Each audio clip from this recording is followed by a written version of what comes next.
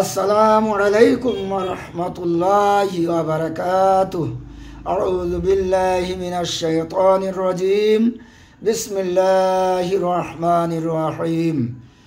তো বন্ধুরা, আজকের কোরআনুল কারীমের মধ্যে আরেকটি সূরা নিয়ে আলোচনা করব, সূরা হজ। হজ সম্পর্কে আমরা জানি, হজ কাদের উপর ফরজ? যারা আহলে নিসাব, যাদের সারা বছর খেয়ে দিয়ে হজে যাওয়া আসার খরচ থাকবে, সেই ব্যক্তির উপর হজ ফরজ হয়ে যায়।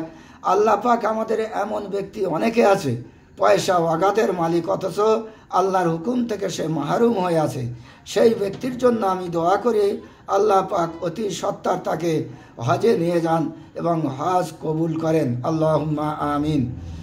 যখন কোনো নৌকা বা জলযানে আরোহণ করে, তখন সূরা হজ 3 বার পাঠ করলে যানবাহন আল্লাহর রহমতে নিরাপদে অভীষ্ট লোকে উপনীত হয়, জানমাল সব কিছু নিরাপদে থাকে।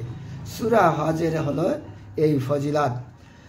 এই সূরা নকশা লিখে সঙ্গে রাখলে সর্বপ্রকার বিপদ আপদ, বালা মুসিবত থেকে আল্লাহর ইচ্ছায় সে নিরাপদ থাকে।